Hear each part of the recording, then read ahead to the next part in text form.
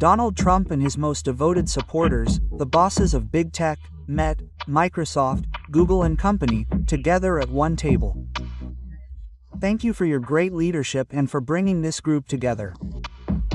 Digital power in the hands of the US President, a digital world power. We dominate the technical world, and that is because of the people sitting at this table. Billions of our data records are stored on servers at tech companies. With Donald Trump taking office, it is definitely safe to say that the risk of no longer having data sovereignty has increased significantly. Being dependent on big tech, how dangerous is that for us? What if they paralyze our systems? Then nothing will work anymore. Then we will no longer have elections. Then we will no longer have a school system. Then we will no longer have public transport. More independence, more digital sovereignty. That is what even the federal government wants. I have no desire to continue to be just a customer of others. But what is the government really doing, and how is it protecting us from a US president who is prepared to use his digital power against us?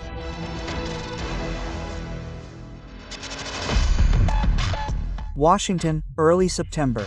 Donald Trump has invited us to dinner, and the CEOs of the American tech companies didn't need much to be asked. It's a great honor to be here. Thank you for supporting American companies worldwide. We are delighted. Thank you for your leadership.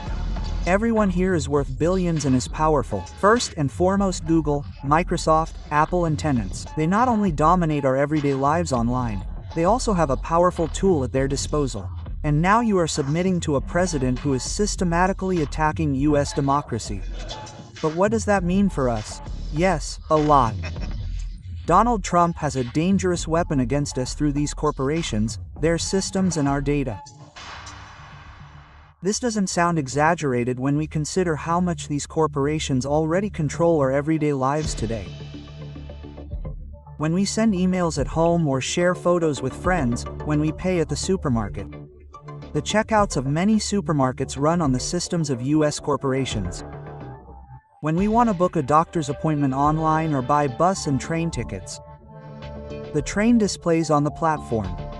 Many German companies store personnel data or construction plans on servers of US companies. Public administrations also work with the major US systems, for example when registering a car. And more of this data is not stored on local computers, but in the data clouds of the providers. Simply put, huge external hard drives operated by companies such as Google, Facebook or Amazon. We asked IT scientist and lawyer Dennis Kipker what this means for us in concrete terms. In Germany and the European Union, we have become vulnerable to digital blackmail because we have created dependencies that have deliberately grown over years, decades. Definitely vulnerable to blackmail, and this has to do primarily with a law that Donald Trump signed during his first term in office, the so-called US Cloud Act. It gives the US government access to our data, even on servers in Europe. The US Cloud Act enables the US government to access personal data and data stored in the cloud without this data having to be located on US territory. Access to our data, no matter where it is stored, on the orders of the US government sounds unbelievable, but that is exactly what Microsoft's general counsel in France has now surprisingly openly confirmed before the French Senate.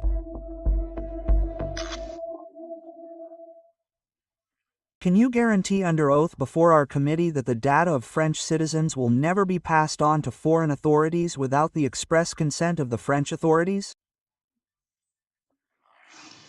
No, I cannot guarantee that, but it has never happened before. It is therefore fundamentally possible for US authorities to access data, even in violation of European data protection regulations. Computer scientist Constanze Kurz is not surprised by this. My impression from this hearing in France was that the boss actually only said something that he perhaps did not want to say so explicitly, but which ultimately everyone in the industries that deal with the USTC corporations knows, as does every lawyer who deals with the legal basis. But it is not just about the security of our data, it is about much more, about our entire digital infrastructure. How secure is it? The thing is, the systems have to be constantly maintained with updates. And experts say that if US companies were to stop sending updates for their programs, the systems would be paralyzed after a short time. Let's assume that Trump were to declare a trade emergency and prohibit the company from trading with countries like Germany, including the delivery of updates. What then? If you no longer receive updates, you will quickly become a victim of professional hackers and will usually have to take your systems offline in a short space of time if you don't want to be attacked. Possible consequence: a digital blackout that disrupts public life. For example, you would no longer be able to register a car. In some cases, democratic structures and processes could no longer function. For example, we are not talking about the Bundestag, but also state parliaments, especially local parliaments, would no longer be able to function. The state would be paralyzed, nothing would work anymore. We asked two major cloud providers, Microsoft and Google. How do you ensure that none of this happens? How would you react to orders from the president? Google writes, "We comply with all European data protection requirements and will review every measure for its compatibility with applicable law." Microsoft declares that it will use all legally available means to challenge the order to suspend cloud operations in Europe. The crucial question is, which law will you ultimately follow? The law in Europe or the law in the US, where the tech bosses are downright subservient to the president? I no longer have any confidence in the US tech companies that they would resist instructions issued directly or indirectly by Trump. The US companies have cozied up to the president very closely. They have also given in to his wishes in a legal sense, even though they didn't always have to. So, I have very little trust in them. The US companies and Donald Trump. But what if you stand in their way and try to limit their power? Trump demonstrated what would happen then on stage at the beginning of September. The EU Commission had imposed a fine of around €3 billion on Google. Google had violated competition rules for years and exploited its dominant market position. Trump immediately threw himself in defense of Google and wrote, "My government will not allow these discriminatory measures." He is threatening retaliation and sanctions. Quote, There is always the possibility that Donald Trump will then specifically say that in the event that, for example, certain trade policy or geopolitical demands are not met, we will respond with sanctions. And if someone like Donald Trump knows that these dependencies exist, and he definitely knows that, then he can of course make targeted use of this instrument because he knows that he can use them to target us in the European Union and in Germany. IT specialist Judo Horstman has been calling for more digital independence for Germany for years, and now more than ever. Whether we run a company or a state or a federal state, we have to be aware of the risk that, sooner or later, our administrative actions and our democracy will be jeopardized in various ways. Endangerment of democracy. What could be done about it? How can we become independent of big tech? Is that even possible? The Steigerwald Stadium in Erfurt. There is currently no football being played here. Here, 700 experts meet to discuss how we can become more independent digitally. Digital sovereignty. Thuringia is considered a pioneer among the federal states in this area, which is why we met Milan Stark, the state secretary in the Thuringian Ministry for Digital Affairs. In Thuringia, we have actually managed to set up our entire IT infrastructure for the state administration in a sovereign manner with our Thuringian Administrative Cloud, which is also based entirely on open source technology. Let's briefly explain open source technology. With open source software, the source code, which is the exact blueprint of a program, is completely transparent and accessible to everyone. This means that they can find backdoors, for example, and that they can repair the software themselves if the provider no longer cooperates. They simply do not expose themselves to blackmail if they look for an open source solution, and there are enough of them. I can no longer hear the argument that there is no other solution. You have to want it and use it. And what does that look like? For example, something like this. Video conferences in the Thuringian State Administration no longer run via the popular conference software from Microsoft, but via open source software from Germany.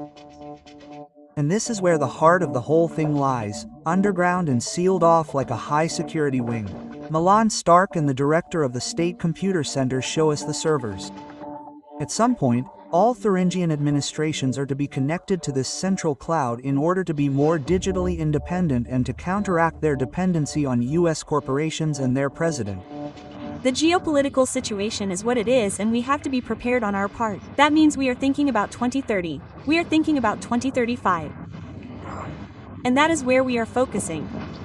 And what is the overall situation in the federal states with regard to digital sovereignty? We asked all 16 of them. The result: Thuringia and Schleswig-Holstein are very consistently focusing on independent IT solutions and are considered pioneers nationwide. Most of the others consider digital sovereignty to be important, but continue to rely primarily on US applications. The justification given is that US applications are efficient, cost-effective, and practical. And what about the federal government? The new digital minister has practically declared Germany's digital sovereignty a top priority. I don't want to continue being just a customer of others. Everyone is talking about digital sovereignty, and that also means that we have to get involved ourselves and develop things ourselves. That's the only way. And this place is supposed to play a central role in that. No, not Opel. Zendes, the Center for Digital Sovereignty, is located in the old Opel headquarters in Bochum. Zendes is a company and belongs to the federal government. The employees here are supposed to help make administrations throughout Germany less dependent on big tech. The broadcasting is one of the federal government's most important antidotes to dependency. But even if it's just about switching from word processing or email, the dimensions we're talking about are enormous. We now have around 100,000 productive workstations that we've migrated from other systems to OpenDesk. And perhaps to put that into perspective, we calculated roughly that we might have to expect 3.5 million jobs, i.e. digital jobs. Then you can see that we are still at the beginning. The task is therefore enormous. And how is the federal government supporting the project? Zendes received just 16 million euros for its development 2 years ago. Since then, the company has had to finance itself through projects. But that does not do justice to the huge task at all, say critics. We meet the former CEO of Zendes. During her short term of office of 6 months, Jutta Horstmann demanded more money and staff from the federal government. Then she was called away for organizational reasons, as it was said. When asked what we are doing for digital sovereignty, the answer was always that we have Zendes. Zendes really does have the skills, the experience, the possibilities, but of course it needs funding, it needs personnel resources, it also needs the backing of the digital ministry, and I believe that even more can be done now. The flagship project is completely underfunded. This is no way to compete with the market power of corporations. Microsoft, Google and Amazon alone spent 5.4 million euros on lobbying the federal government in 2024. This marketing power and networking is very, very large, and I expect our government to adopt a political stance that clearly states, we will not continue to do this.